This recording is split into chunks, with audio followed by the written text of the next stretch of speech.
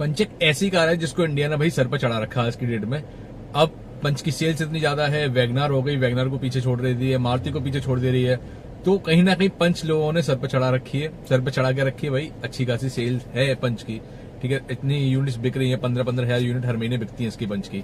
तो ऐसा क्या है पंच में, और कुछ तो कमियां होंगी कहीं ना कहीं। तो जो कमियां हैं मैं उनके बारे में बात करता हूं। मेरे पास एक कमेंट आया था और बहुत अच्छा कमेंट था वो, तो मैं उस बारे में थोड़ी डिटेल में बात करूंगा। उस कमेंट में थोड़े से पॉइंट थे कि इस बारे में बात करो। तो अगर आप भी पंच लेने का प्लान कर रहे हैं तो ये वीडियो पहले देख लो, अच्छे से समझ लो, सोच लो आपको पंच फिर लेनी है नहीं लेनी है। मेरे पास भी पंच है, 1-1.5 साल हो गया पंच को मेरे को, तो मुझे भी कुछ आइडिया है कि इसमें नेगेटिव पॉइंट क्या है, पॉजिटिव पॉइंट क्या है। तो बात करते हैं ब्रजेश जी के कमेंट की। उन्होंने कमेंट किया कि पेंट क्वालिटी कैसी है, हैंड ब्रेक इसकी कैसे काम करती है, और जो उसका ब्रेक का पेडल थ्रो होता है, मतलब कितनी दूर तक ब्रेक काम करती है, मतलब कैसे कितनी दूर तक जाती है, वो चीज हो गई। और बाकी के कुछ पॉइंट थे वो हम डिस्कस करने वाले इस वीडियो में। तो मैं उनका कमेंट भी लगा देता हूँ कि आप ये ना समझे कि सिर्फ मैं नेगेटिव पॉइंट की बात कर रहा हूँ। उनका कमेंट में साइड में आप देख रहे होंगे, आपको देखेगा। बात कर लेते हैं थोड़ा डिटेल में।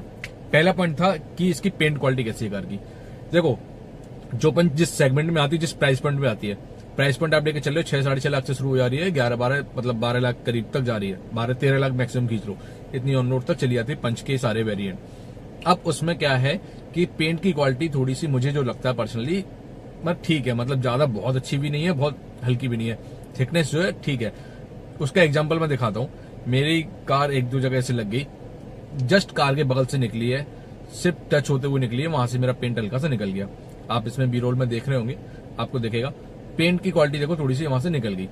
अब यहाँ मुझे थोड़ा सा डाउट है कि यार पेंट ज्यादा ही कम तो नहीं है, और भी थोड़े कार में डेंट है, बट वो हैवी है, डेंट नहीं बोलूंगा मैं, स्क्रैचेस है, वो चलती गाड़ी में लगे हैं या फिर किसी गलती से लगे हैं, तो वो मैं मान सकता हूँ, चलो थोड़े हैवी हो सकते हैं। बट जो मैं दिखा रहा हूँ अभी वो बहुत हल्का है, मतलब कार से जस्ट टच होते हुए निकला, वहां से पेंट निकल गया। तो पेंट की क्वालिटी कहीं ना कहीं थोड़ी सी कम है, बट अब मैं बात करूं वही प्राइस पॉइंट वाली, तो प्राइस पॉइंट के हिसाब से भाई पेंट की क्वालिटी ठीक है, ज्यादा बुरी भी नहीं है, ज्यादा अच्छी भी नहीं, मतलब ओके ओके काम आपका चल सकता है। ये हो गया पेंट क्वालिटी का point. Second thing, hand brake. Hand brake का क्या है, हैंड ब्रेक क्या हो रही है मेरी, मैं देखता हूँ स्लोप पे अगर गाड़ी खड़ी है मेरी, तो मुझे पूरा कॉन्फिडेंस नहीं आता हैंड ब्रेक पे। कहीं ना कहीं मुझे लगता है कि और थोड़ा स्ट्रांग हो सकती थी। कभी कभी हैंड ब्रेक आपकी नीचे नहीं आती, स्टक हो जाती है। कभी कभी ऐसा होता है मतलब आप पूरा रिलीज कर देंगे तब भी आपको साइन आता है कि हैंड ब्रेक लगी हुई है।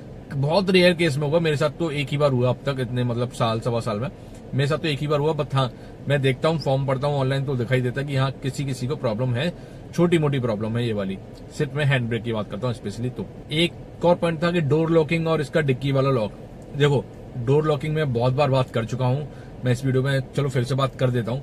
जैसे कि अगर आपके डोर लॉक हैं, मैं आपको दिखाता हूँ, लेट सपोज कि जैसे कि मैंने एक किया, डोर लॉक है यहाँ पर, ठीक है। डोर लॉक होने के बावजूद कहीं ना कहीं से अगर पीछे वाला बंदा बैठा है तो वो डोर ओपन कर लेगा। लेट सपोज अगर मैं इसका डोर ओपन करके दिखाऊं तो यहाँ से ये डोर ओपन हो जाएगा, यहाँ से मतलब कोई लॉक करने का ऑप्शन नहीं है। अगर मैंने यहाँ से लॉक किया तो पूरा लॉक हो जाना चाहिए, बट नहीं, यहाँ पर सिर्फ आप विंडो लॉक कर सकते हैं। विंडो लॉक के साथ साथ और कुछ भी लॉक नहीं होता। देखो, अगर मैं यहाँ से ओपन करता हूँ तो सारे ओपन हो जाएंगे, ओके, यहाँ से लॉक कर दिया, सारे लॉक हो गए। लेकिन प्रॉब्लम यही है मेन, अगर मैं यहाँ से ओपन करता हूँ तो डायरेक्टली ओपन हो जाता है। ये थोड़ा सा इशू है डोर लॉक का। डिग्गी की बात करता हूँ, सेम डिग्गी में प्रॉब्लम आई है कि डिग्गी का मेरा 1-2 बार चलती गाड़ी में खुल गया ऑटोमेटिक। वो मुझे लगता है कि थोड़ा लगे जा रहा था, लगी भी थी, मतलब जब मैं कार चलती है तो आपको दिख जाता है सारे गेट लगे नहीं लगे, वहां लगी थी, बट वो अपने आप चलते हाईवे पे खुल गया। तो मुझे लगता है कि कुछ सामान अटक रहा हुआ उस दिन, क्योंकि सामान थोड़ा ज्यादा भी था बूट में, हो सकता है मे बी, बट ये इशू मैंने नहीं देखा था कि ये इशू है कोई। फिर मैंने जब वीडियो बनाने से पहले कुछ और पढ़े, मैंने ऑनलाइन देखा, तो मुझे पता चला यस कभी कभी ये चीज लोगों के साथ हो रही है। तो पर्टिकुलरली मेरे केस में ऐसा कुछ नहीं है, एक बार हुआ है, वो इनकेस मुझे लगता है सामान की वजह से हुआ वो, और कोई सिनेरियो नहीं हो सकता उसमें। एक पॉइंट आता सर्विस सेंटर का, ये सबसे मेन पॉइंट है टाटा की, जिनके पास कार है उनके लिए, और जिनके पास कार नहीं है उनके लिए भी। अब जो कार लेने का प्लान कर रहे हैं वो कुछ ही चीजों से रह जाता है टाटा की कार, जो कि सर्विस क्वालिटी है, मतलब सर्विस सेंटर का एक्सपीरियंस है, वहां लोग मात खा जाते हैं। अब जैसे कि मेरे पास का जो एरिया है वहां सर्विस सेंटर सारे अच्छे हैं, वहां के लोग भी अच्छे हैं, वहां मेरा पास काम भी बढ़िया होता है मेरा कार का, मतलब लोग भी अच्छे, मतलब डिसेंट लोग हैं। तो मतलब मुझे अब तक ऐसा कुछ एक्सपीरियंस करने को नहीं मिला जो टाटा की सर्विस का मैंने सब जगह सुना है कि ये प्रॉब्लम है, आज ये नहीं सुन रहे। मेरे पास और भी कमेंट्स है जिसमें कि एक बंदा तो बोल रहा है कि भाई बिल्कुल नहीं सुनते, इतना दिन हो गया गाड़ी ले हुए। तो मतलब कहीं ना कहीं ये चीजें हैं, एग्जिस्ट करती हैं, बिल्कुल करती हैं, बट ये वेरी करती है city to city, state to state. क्या एक्सपीरियंस है वहां के लोगों का, जैसे लोग कैसे काम कर रहे हैं, वो सब वेरी करता है एक जगह से दूसरी जगह। इसलिए मेरे साथ तो कभी ऐसा सिनेरियो नहीं हुआ कि मुझे प्रॉब्लम हुई हो सर्विस सेंटर में आज की डेट में, कि मेरा कोई काम नहीं हुआ, कुछ भी काम बिगड़ गया। तो ये पॉइंट वेरी करता है भाई, city to city, state to state, जैसे भी कुछ कह लो, वहां वेरी करता है। तो इसमें कुछ नहीं कह सकते, नो कमेंट्स। अब डिपेंड ऑन कि आपकी कैसे जान पहचान, आप या तो आप जान पहचान बढ़ाओ थोड़ी सी, वहां किसी एक पर्टिकुलर सर्विस सेंटर पे जाओ, लेकिन एक कोई बंदा पकड़ लो जिससे कि आपका काम आसान हो जाए। या आपकी नहीं बननी, आप सीधे मैनेजर के पास जाओ, मैनेजर से बात करो। आप जो असिस्टेंट होते हैं उनसे बात मत करो, सीधे मैनेजर के पास जाओ, बताओ उसको अपनी प्रॉब्लम क्या है। तो मुझे लगता है कि आपकी प्रॉब्लम जल्दी सॉल्व हो सकती है, अदरवाइज इसका कोई उपाय नहीं है। एक पॉइंट है इलेक्ट्रॉनिक सिस्टम कार का। आप देखो मेरी कार में तो यार इतने फीचर्स है नहीं अभी, जैसे कि मेरी कार क्या है, एडवेंचर है, रिदम पैक नहीं लिया था मैंने, तो मेरे में कुछ ऐसा नहीं है कि स्क्रीन वगैरह है या फिर कुछ इलेक्ट्रॉनिक वैसा कुछ स्क्रीन वगैरह तो नहीं है, ठीक है। इलेक्ट्रॉनिक सिस्टम का और क्या ऑप्शन हो गया, अपना इसमें हो गया, और अपनी लाइट वगैरह ये सब पूरा इलेक्ट्रॉनिक्स में आ गया टोटल। अब मुझे तो आज तक ऐसा कुछ प्रॉब्लम नहीं आई है इसमें, पर्टिकुलरली इलेक्ट्रॉनिक सिस्टम में। बहुत बार केसेस क्या होते हैं कि रिवर्स गियर लगा दिया तो आपका रिवर्स कैमरा नहीं चल रहा, वो सिनेरियो हो सकता है कभी कभी। और बाकी आपका कभी कभी जो फंक्शन होते हैं यहाँ पे स्क्रीन में वो हैंग हो रहे हैं, कुछ उसमें इशू आ रहा है, वो इलेक्ट्रॉनिक फेलियर में कहीं ना कहीं आता है थोड़ा बहुत। बट मेरी कार में तो अब तक टचवुड कोई प्रॉब्लम नहीं हुई है, क्योंकि इतना है ही नहीं है फंक्शन, ना होगी कहाँ से। तो वो चीज है। अब बाकी जिनके साथ है वो एक बार मुझे कमेंट करके जरूर बता दो, क्योंकि मेरा एक्सपीरियंस तो अब तक क्या रहा है कि मुझे तो नहीं पता चला। मेरे पास फ्रेंड की भी कार है, उसमें भी ये सिस्टम नहीं है स्क्रीन वाला, तो इसमें तो मुझे कोई प्रॉब्लम पता नहीं है, जो अगर कोई फेस कर रहा है तो। बाकी ऐसा कुछ इलेक्ट्रॉनिक फेलियर नहीं आया। हाँ, कुछ साइंस यहाँ पे जरूर आ जाते हैं एक्स्ट्रा। मेरे पे भी एक बार जो बैटरी रिंच वाला साइन होता ना, वो आया था, बट वो सर्विस का नहीं था, वो अपने आप आया और गाड़ी बंद ऑन करते चला गया। वो कुछ अलग इशू था, मुझे क्लियर नहीं हुआ, मैंने बात भी नहीं की उस बारे में, क्योंकि वो तुरंत चला गया गाड़ी ऑन करते ही।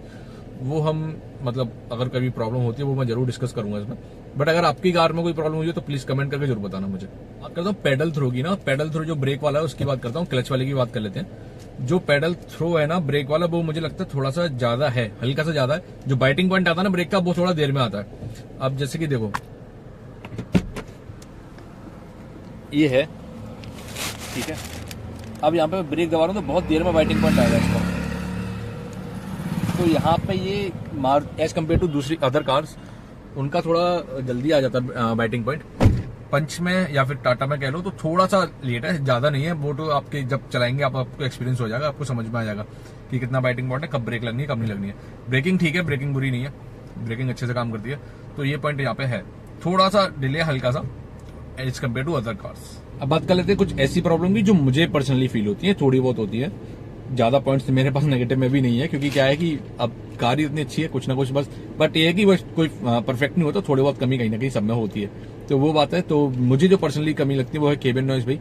केबिन नॉइज जब कार थोड़ी तेज चलती है या फिर आप इंजन नॉइज कह लो उसको, तो वो कहीं ना कहीं आपको फील होती है। मैं बिना कार में गाने चलाए नहीं चलता हूँ, तो मुझे ज्यादा फील नहीं होती है। बट हाँ, अगर मैं बिना उसके सॉन्ग के चल रहा हूँ, बिना म्यूजिक के चल रहा हूँ, तो जरूर मुझे आवाज जो अंदर आती है वो काफी ज्यादा आती है। अगर 100 से ऊपर चली ना तो बिल्कुल आती है भाई, बहुत अच्छे से आवाज आती है। वो कहीं ना कहीं थोड़ा इरिटेटिंग फील होता है ना, वो नहीं होना चाहिए। और सेकंड थिंग जो मुझे पर्सनली लगती है वो है इसका लाइटिंग थोड़ी और बेटर हो सकती थी। एक कमेंट था मेरे पास, फॉग लाइट से बेटर हो सकती है, नहीं हो सकती है। बट फॉग लाइट से क्या है ना, आपका नीचे का थ्रो ज्यादा अच्छा हो जाएगा, कहीं ना कहीं थोड़े हद तक हेल्प करेगी आपको, बट आपको ज्यादा हेल्प नहीं करेगी, वो आपको लाइट अपग्रेड करानी पड़ेगी इन फ्यूचर।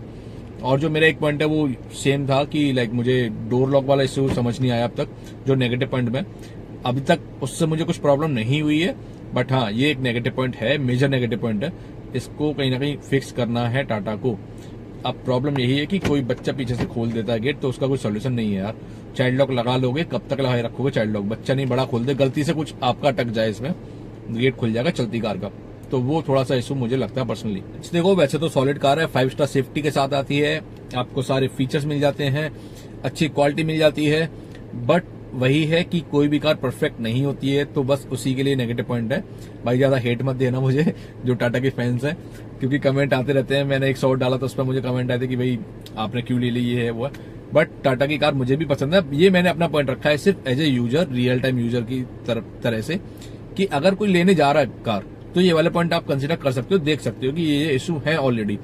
इशू बोल लो, प्रॉब्लम बोल लो, जो आपको लगता है कि नेगेटिव पॉइंट बोल लो, ये थोड़ी सी है चीजें जो कि आपको कंसीडर करनी चाहिए कार खरीदते समय।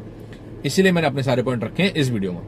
अगर मेरे किसी व्यूअर ने कमेंट किया तो मेरी जिम्मेदारी है उनको थोड़ा सा गाइड करना, उनको बताना कि ऐसा ऐसा ये वाली प्रॉब्लम उन्होंने स्पेसिफिकली लिखे हैं पॉइंट्स कि इस पे नेक्स्ट वीडियो होनी चाहिए, तो जरूर मैं उनके लिए और सबके लिए मेरी वीडियो बना रहा हूँ। अगर आपके पास कोई कमेंट है, आपका एक्सपीरियंस कैसा, अगर आप टाटा पंच या फिर टाटा की कोई कार ओन करते हो तो कमेंट में जरूर बताना मुझे।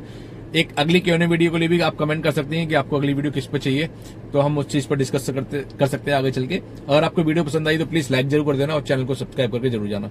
Thank you so much. और साथ ही साथ मैंने अपने चैनल पे एक नई चीज शुरू की है, मैं वीकली अपडेट जो कार इंडस्ट्री के होते हैं मैं वो अपडेट करता हूँ। हर संडे आपको एक नई वीडियो मिलेगी मेरे चैनल पे, तो अगर आप वो अपडेट रहना चाहते हैं तो प्लीज उसके लिए चैनल को जरूर सब्सक्राइब कर लेना। उससे आपको इंडस्ट्री का सारा अपडेट मिलता रहेगा, आप पूरा अप टू डेट रहेंगे। So thank you for watching, have a good day.